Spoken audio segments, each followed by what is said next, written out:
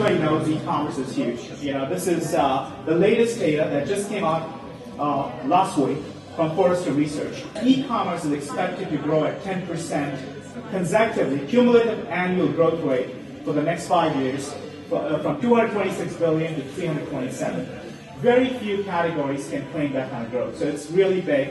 And some other cool stats is 167 million people shop online today. That's 53% of the population. It's going to go up to 192 million by 2016. And an average U.S. e-commerce user spends about $1,200 now, and they're expected to spend about $1,700 in 2016. So the numbers are all in favor of e-commerce. Now, when you think about e-commerce, and I know some of you have online stores, some of you are planning to set up one, you got to think really more holistically about e-commerce, because the lines are blurring between online and offline and all these different channels.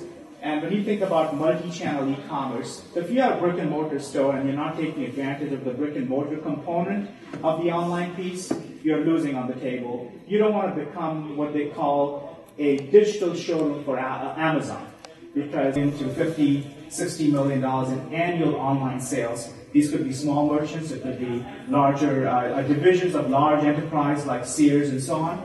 So we kind of grouped these success factors. So if you want to really do well in e-commerce, you got to think holistically about e-commerce.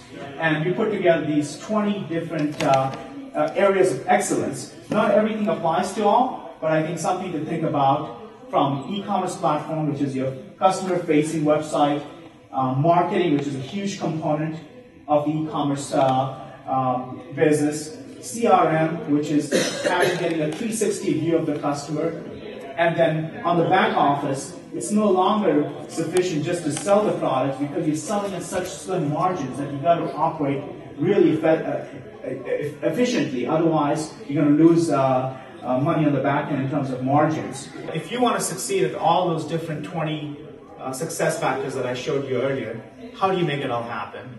You know, one of the things here, session I was asked is to give some advice on what kind of systems and applications to use.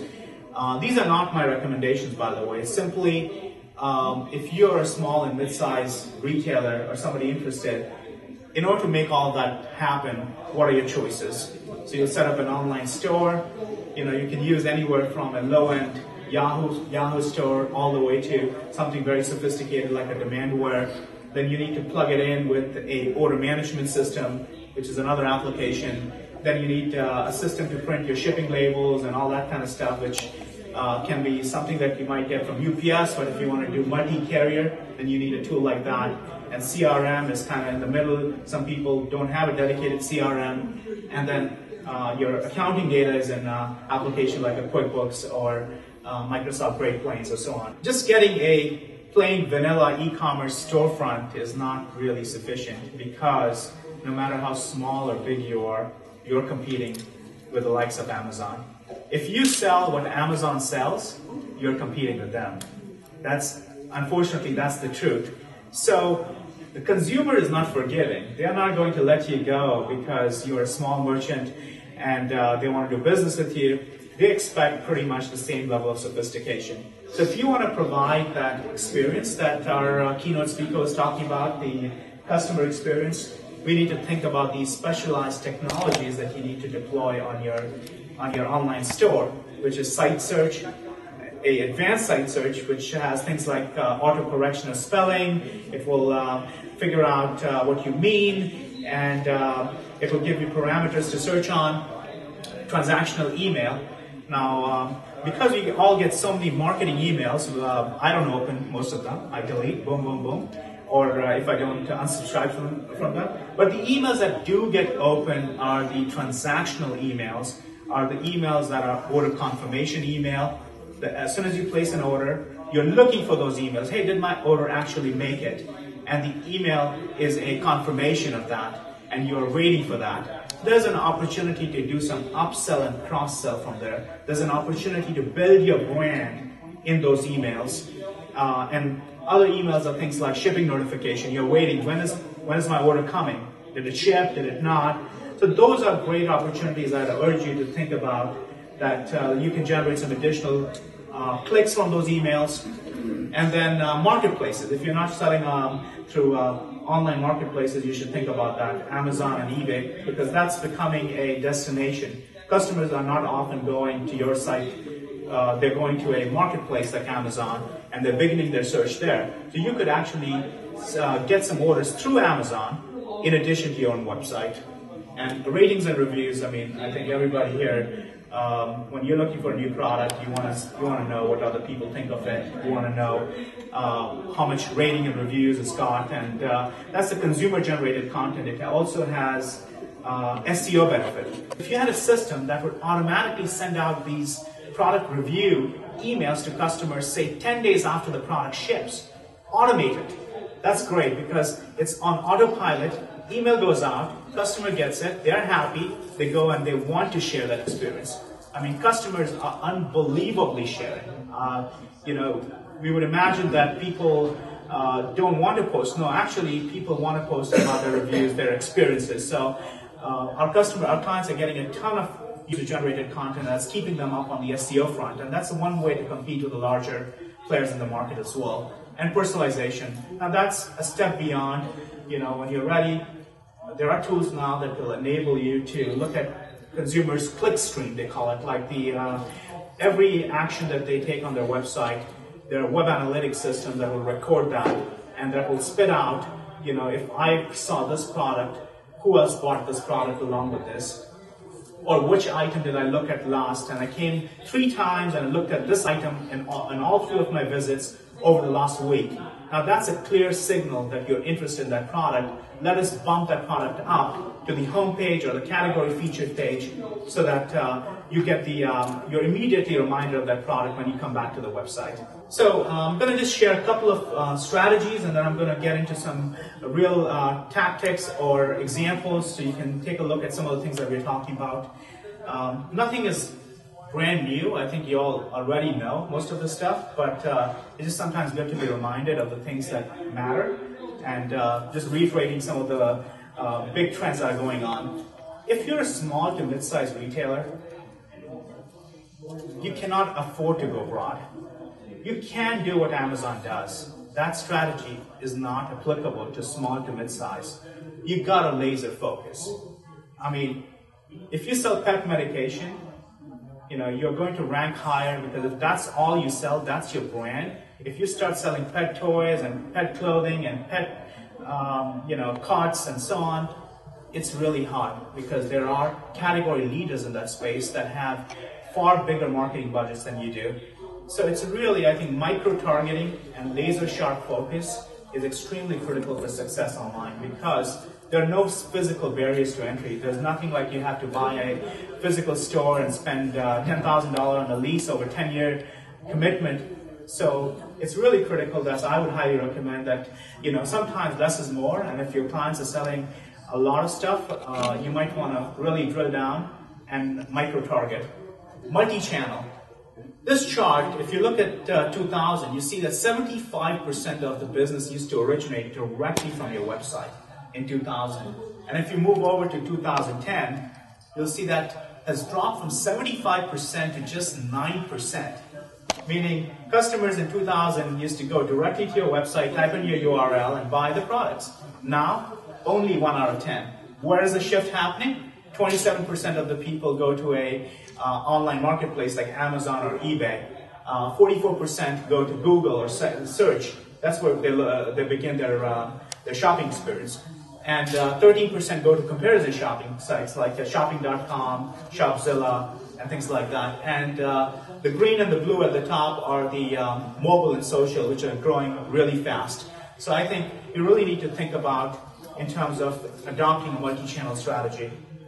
Mobile, I mean, everybody knows mobile is huge, but just in terms of numbers, they're just growing at an astounding rate. It's from 3.5 billion right now, it's going to go to 10 times that in 2015 to 131 billion. So, and mobile customers are known to spend more. So somebody who's buying using a mobile device actually the stats show that they spend almost twice as much as the average consumer, and they're far more loyal to your brand. So I think this is something that, and there are a number of tools, by the way, that can help you go mobile very, very quickly and easily.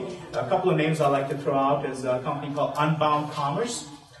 There's another company called M-Shopper. I'll be here after the chat as well if you need more names. But there are a bunch of easy, Digby, if you're a big company and want to go mobile with location-based kind of stuff. Social is huge, and I will, Gary, I'll try to spend a little bit of time towards the end about social, but we can chat afterwards. Social is huge. I mean, from 1 billion in 2011 to 14 billion. So that's a big shift that's happening. People want to buy, but I will tell you one thing, that social is not, adopting a good social strategy is trickier and more difficult. In fact, just last week, a number of companies have actually shut down their Facebook stores, like GameStop and Gap. I believe they just shut down because it wasn't really producing the ROI. So social is not about direct sell, hard sell. It's really about brand building and soft sell. So we got to adopt social. And if you have a choice between mobile and social, again, if you had where to allocate your resources, I would say go with mobile first, because it's mobile is more of a device, it's delivery. It's really not a change in paradigm, except that it's just a different interface. International. Now, everybody thought that people in the US buy the most online, but if you look at the stats, you'll see that US only accounts for 29% of global e-commerce sales, by the way. So that's less than 1/3. US e-commerce sales grew 14% last year, and is expected to grow at 10% over the next 5 years. Global sales, e-commerce is going to grow twice that, at 19%. So if you have a product and a brand that has international appeal that people elsewhere might want to buy, you really need to put it out there and optimize for those countries and try to get those visitors. And there are services, by the way, that make it easy to sell international. There's companies like Bongo, International Checkout, E4X, where you can actually ship your products to a local US address, and they'll forward it to the customer in the foreign country and take care of all the customer service, customs, duties, all the other stuff, logistics. So it's easier than you think. So the international is something I'd urge you to look at. And obviously, as you can see, that consumers in Asian countries, especially South Korea, Japan, they are plugged in. They're buying stuff online far more than we are here. When you think about a perfect e-commerce solution, and the people who have an e-commerce store, the ones that are planning to start one, these are some tactical tips and advice that I think make for a great e-commerce solution. So things that you should think about. There are about 15 or 20 of these that I'm going to share. You only need to pick up a few that apply to you, and that can make a big difference. This is all about conversion, high conversion. Start out with a niche site and apply some of these tools. Number one, having a universal or always on shopping cart. It's a cart that sneaks out when you add an item to the cart and it goes back in, and it's always available no matter where you go on the website, and you just put your mouse over it, it will just pop out. It doesn't occupy a lot of screen real estate, but it's there. So you don't never have to hunt, where's my shopping cart, and how many items do I have, what's my total. You want to make a clear path for the customer to go and check out. So that's one, and you can see on sites like Office Depot, they do it. So if you're selling an item that comes in shapes and sizes and colors and options, one thing that most shopping carts and e-commerce solutions do not provide is ability to edit those options. Most of the time, you'll have to say, if I'm buying a trench coat and it has color and sizes, people often change their mind. Shopping is not about, it's shopping, it's not purchasing, So people change their mind, and if you don't make it easy for them to change their mind at any time, they may drop out. So by having a tool like this right inside your shopping bag, you can really help the customer check out without abandoning the cart. And this is something that sounds simple, sounds pretty intuitive. However, a lot of us don't do it. It's like using a eye-catching call to action button. How many sites you go to and see buy button is the same color as the add to wish list, is the same color as something else, and you don't even know what you're supposed to click on. So using these simple tips and tricks, you can actually clear the path for the customer to buy from you. A little bit of the social here, which is persistent shopping cart. How many times do you go to a website and add something to the cart, and because you did not complete your purchase and you go back 2 days later and the cart disappeared, and now you don't even know what product you wanted to buy, where to go and find it, and you actually go back to Google and reinitiate your search. So this is a letdown by the website, because they've lost you. They brought you in, they spent the money in Google AdWords, you paid for the click, and then because you didn't complete the purchase, they lost you. So have a persistent shopping cart that has an expiration at least, I'd say minimum 30 days. Do not expire the cart before 30 days. And then let the customer add items to the wish list or social shopping list. Like on Amazon, like I will come across somebody who will recommend a book. I'm not ready to buy that yet because I've got 10 other books that are waiting to be read, but I'll probably add it to my wish list because it's a reminder for me that in the future I might want to buy that. So people use these tools in a variety of ways that you may not even imagine. And you as a merchant gets almost a preview, almost a forecasting information as to what people might be buying if you harness this data. So that's to use that intelligently. What's selling, what's not, and what's coming down the pipe. And then social sharing with friends, that's another good tool to have. And registries if your product lends itself for writing the registry and so on. Cross-sell and upsell. We talked about personalization. If you were to do one thing about personalization, this would be my #1 tip. And even if it is manually, make sure you provide recommendations, cross-sell and upsell. So if I'm buying a keyboard, let's recommend a mice, a headset, and speakers and so on. And if I can bump the ante by saying free shipping on orders over $100 and the keyboard costs $70, there's a high likelihood that that customer will actually upgrade their average order size. Conditional messaging. This is something that Amazon does really well. This is a little more of an advanced tactic, but it works. So I've got $70 worth of stuff in my shopping cart and I get free shipping if I add another 30. We as consumers need to be told. We need to be told that put on $30 worth of stuff. We can't do the math in our own head because consumers are too busy, their lives are too complicated. They need to be reminded. And then if you put conditional messaging, that really will help you accomplish those average order size goals that you have or whatever promotion that you're running. Alternate payment methods. So if you're not on Amazon, you don't have a big brand, how do customers trust you? Well, #1, obviously, by the look and feel of your website. That's one way to win a customer's trust. But even then, a lot of customers who've had a bad experience, like they had the credit card stolen, which I'm sure has happened to most of us, or at least you've had your credit card replaced, if not stolen, because identity theft is so common. People trust sites like PayPal, Google Checkout, Bill Me Later.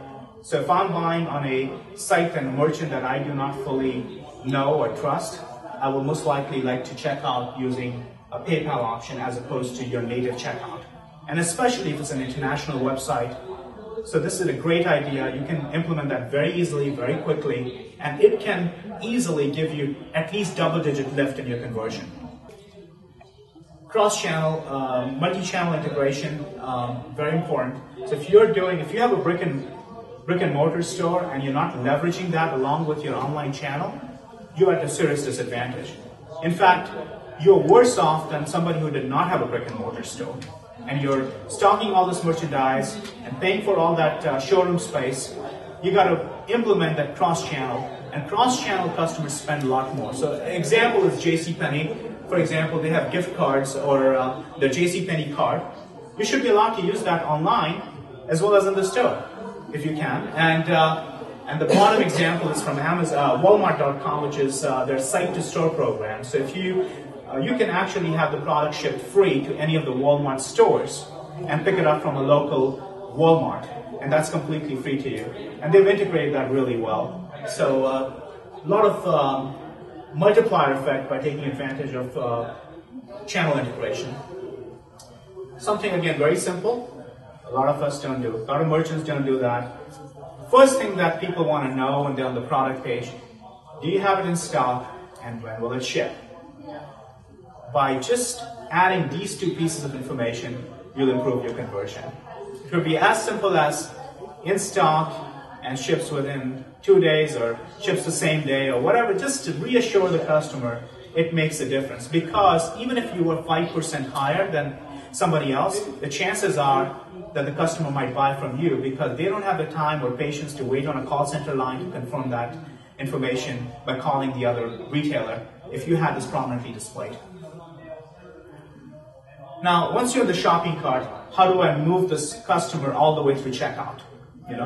Well, let's display the security marks and the trust marks. That's, unless you're Amazon, trust is never taken for granted. They want to know that your site is secure. And a couple of ways to do that is your SSL certificate, the VeriSign seal that you have at the top, and then the secure lock that you can display. Just putting those marks up there is very important. And when you're on this page, you as a consumer, what questions do you have? Return policy. What if I don't like it? What are my chances? What are my options? Instead of hiding that and now the customer clicks somewhere else, goes to a different page and gets distracted and so on, let's put it up right there at the bottom. What is your warranty? What is your return options? What are your shipping policies and what have you? And open them in a pop-up so that this window does not get lost. That's a way to get this customer moving further along. And site search, that's huge. If you're selling a lot of items, or even, for example, if you're selling chairs and you have 200 chairs, how does the customer decide which one they want to buy? Most often we don't know a SKU or a UPC code that we're looking for. Those are our procurement agents. They know what they're going to buy. Here you're shopping. There's a difference between shopping and purchasing. So shopping process involves giving you the tools to help you locate the right product. So if I was shopping for chairs, I might want to filter by material, whether it's leather or if it's something else, or by price, by brand, by a bunch of other parameters. By making this conveniently available and letting the customer drill down, you will help them narrow down their choices, even if it's a very large catalog. And the customers love it. This is a new feature that's more recently introduced on e-commerce sites called guided navigation. Empty cart, okay, customer typed in something in your site search, you don't have a valid match. Now, most search results pages, it will be a blank page, say nothing found, no results found, 3 words. You've lost that customer. Now they're going back to Google. But we have an opportunity to sell them something else. Let's guide them. It's a simple thing. It's almost like a site map, in a way. If you put that at the bottom of that page, you have a chance of recovering and give them some help options. And second, if you want to go one step further, dig up this data so you know what keywords are resulting in 0 results, and then you can do something about it. Either you start carrying that product or you know what people are coming and searching. So another simple trick that can, and then these are some additional tips that free shipping, that works.